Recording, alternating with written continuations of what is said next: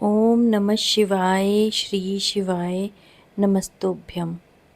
शिव जी की दया पाने के लिए, उनकी कृपा प्राप्त करने के लिए सोमवार का व्रत रखा जाता है और सोमवार वाले दिन व्रत कथा सुनी जाती है और आरती की जाती है और शिव जी का सारा दिन मंत्रों का जाप करना चाहिए। इससे शिव जी अति प्रसन्न होते हैं। ओम नमः शिवाय। श्री शिवाय नमस्तोभ्यम। एक नगर में एक सेठ रहता था। उसे धन ऐश्वर्य की कोई कमी ना थी, फिर भी वह दुखी रहता था क्योंकि उसके कोई पुत्र नहीं था।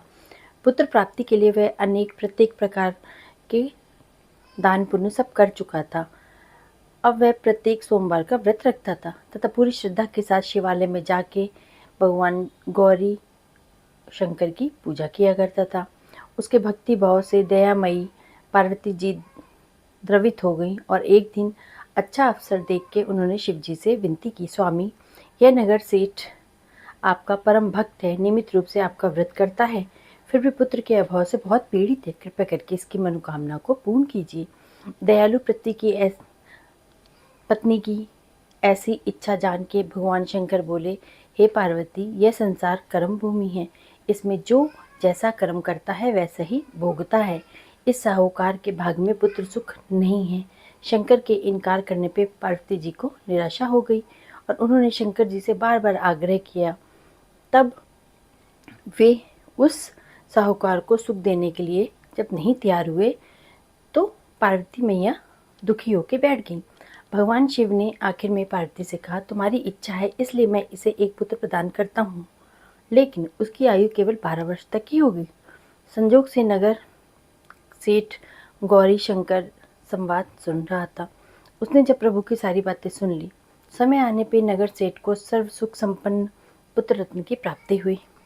सब और खुशियां मनाई गई। नगर सेठ को बधाई दी गई, लेकिन नगर सेठ की उदासी कोई नहीं कम कर पाया, क्योंकि वो जानता था कि वह पुत्र केवल 12 वर्ष तक ही प्राप्त हुआ है, उसके बाद काल इसे छीन के ले जाएगा।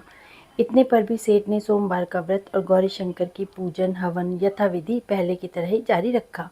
जब बालक 12 वर्ष का हो गया तब वह पूर्ण युवा जैसा लगने लग गया। फलता सभी चाहने लगे कि उसका विवाह कर दिया जाए, पर नगर सेठ ने यह नहीं सुना। उसने पुत्र के विवाह के लिए तैयार नहीं हुआ।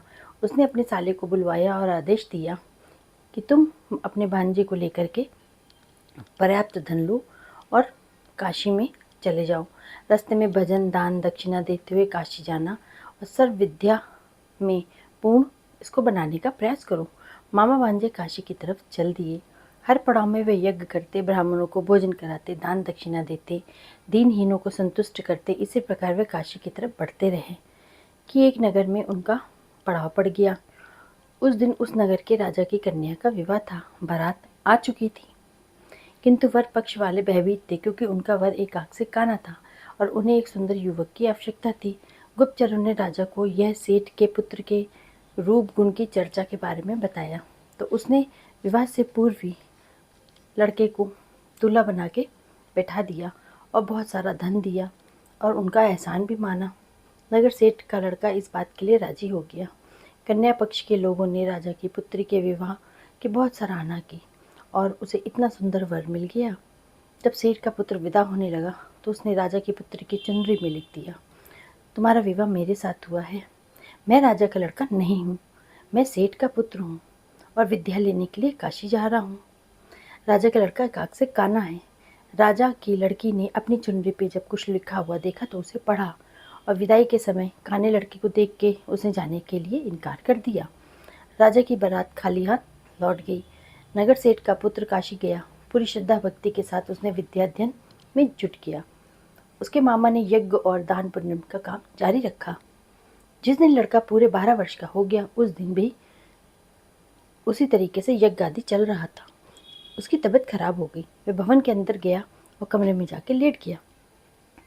थोड़ी देर के बाद मामा पूजन करने को उसे लेने के लिए जब गया तो वह देख के बहुत दुखी हुआ, क्योंकि वह मर गया था और वह बेहोश हो गया। जब उसे होश आया तो उसने सोचा, यदि मैं रोऊंगा चिल्लाऊंगा तो पूजन में विघ्न आ जाएगा, ब्राह्मण लोग भोजन त्याग के चले जाएंगे।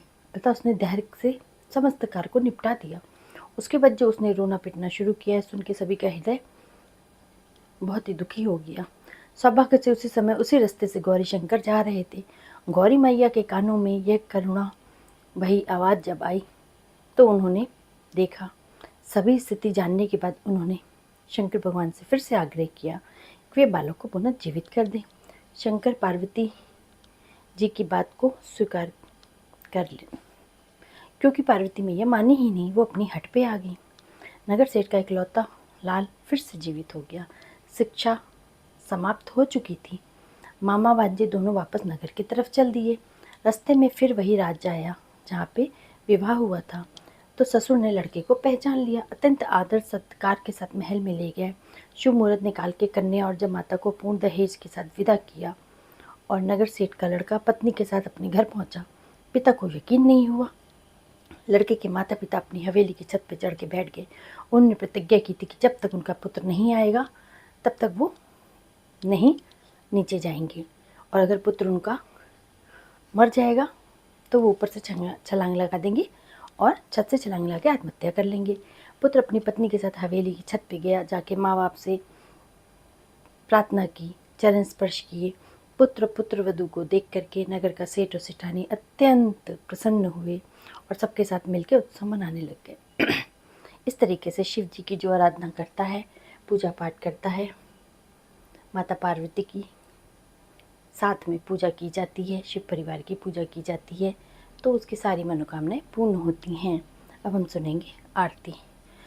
जय शिव ओमकारा, जय शिव ओमकारा, ब्रह्मा विष्णु सदा शिव अर्धांगी धारा।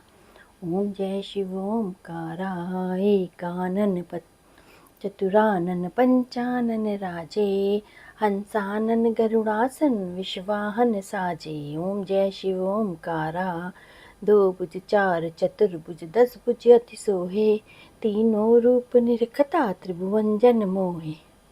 ओम जय शिव ओमकारा, अक्षमाला वनमाला मुंडमाला धारी, त्रिपुरारी कंसारी करमाला धारी। ओम जय शिव ओमकारा, श्वेतांबर पीतांबर बगांबर अंगे, सनकादिक ब्रह्मादिक भूतादिक संगे। ओम जय शिव ओमकारा, करके मद्दिक कमंडल चक्र त्रिशूल धरता, सुख करता दुख हरता जग पालन करता। ओम जय शिव ओमकारा, ब्रह्मा विष्णु सदा शिव जानत अविवेका, प्रणवाक्षर में शोभित ये तीनों एका। ओम जय शिव ओमकारा, त्रिगुण स्वामी जी की आरती जो कोई नर गावे, कहत शिवानंद स्वामी सुख संपत्ति पावे।